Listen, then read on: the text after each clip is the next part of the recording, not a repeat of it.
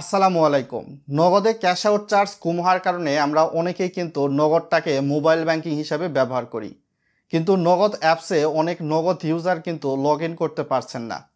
যাদের হয়তোবা log in করা আছে বা লগ ইন করা নেই, যারা হয়তোবা কোড ডায়াল করে নগদটাকে ব্যবহার করতেছেন, অনেক ক্ষেত্রে ক্যাশ আউট, সেন্ড মানি বা পেমেন্ট করার ক্ষেত্রে তিনি যে তার লেনদেন কার্যক্রম পরিচালনা করতেছে, যার কাছে টাকা পাঠাচ্ছে, সেখানে আবার টাকা পৌঁছাচ্ছে না, অথচ নগদ অ্যাকাউন্ট থেকে ব্যালেন্স কিন্তু কেটে নেওয়া হচ্ছে। এই সমস্যাটা কিন্তু লাগাতার প্রায় 1 মাসের বেশি যাবৎ দেখা যাচ্ছে।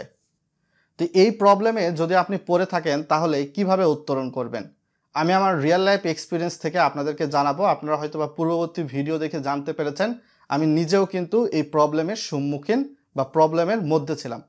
ভিডিওটি সম্পূর্ণ কন্টিনিউ করার আগে চ্যানেলে নতুন হলে সাবস্ক্রাইব করে ভিডিওটি লাইক করে দিবেন, যেহেতু ভিডিওটা সকলেরই হয়তোবা উপকারে আসতে পারে। সবার যে নগদ অ্যাপস ব্যবহার করতে সমস্যা হচ্ছে বিষয়টা এরকম না। তো আপনার যদি নগদ অ্যাপসে লগ ইন না হয়, তো আপনি হয়তোবা অনেকবার ট্রাই করেছেন। আমি নিজের ক্ষেত্রেই বলি, আমি সকাল সন্ধ্যা বিকাল দুপুর ট্রাই করতেছিলাম।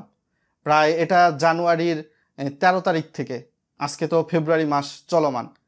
তো এর মধ্যে আমি কিন্তু নগদে জানুয়ারির 13 তারিখ থেকে অ্যাপসে লগ ইন করার জন্য ট্রাই করে আমি সফল হয়ে জানুয়ারির 23 তারিখের দিকে।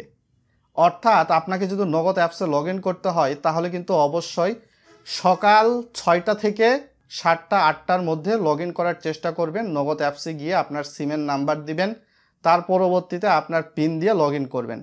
তাহলে আপনার একটা ভুল হচ্ছে বা কোথাও একটি সমস্যা আছে, এইরকম প্রবলেমে কিন্তু আপনাকে পড়তে হবে না, যেটা আমার ক্ষেত্রেই ঘটেছে।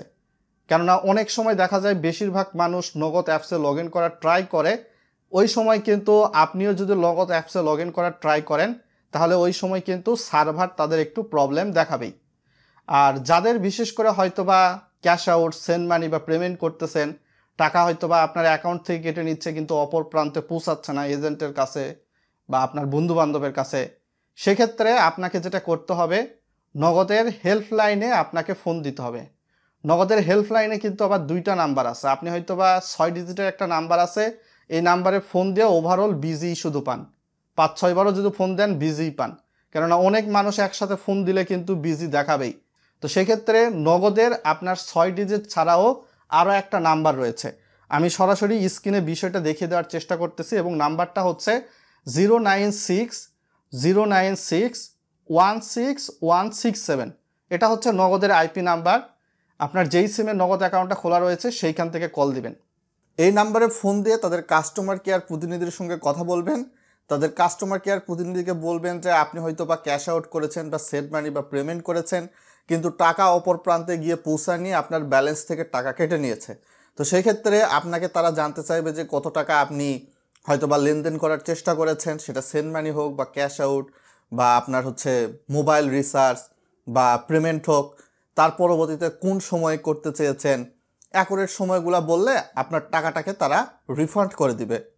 আপনি হয়তো বা 5-6 বার ট্রাই করলে এভারেজ ঢুকে যাবে, এবং ফোন দেওয়ার ক্ষেত্রেও আপনি একটু হচ্ছে এই সকালের দিকে ট্রাই করবেন 10টার আগে। ওই অ্যাপসে লগ ইনের ক্ষেত্রেও আপনি সেই পদ্ধতিটা অবলম্বন করে ইনশাল্লাহ আপনি সাকসেস হয়ে যাবেন। যেহেতু আমি সাকসেস হয়েছি সেই জন্যই কিন্তু আমি আপনাদের সঙ্গে শেয়ার করলাম। এখন এই প্রবলেমটা অনেক মানুষের কিন্তু হচ্ছে, তাই ভিডিওটি তৈরি করা। আপনার কি ওপিনিয়ন নগদের এই সমস্যা নিয়ে অবশ্যই ভিডিওর কমেন্ট বক্সে জানাবেন, কেননা 1 মাসের বেশি কিন্তু প্রায় নগদের এই প্রবলেমটা হয়তো বা সম্মুখীন হতে হচ্ছে অনেককেই।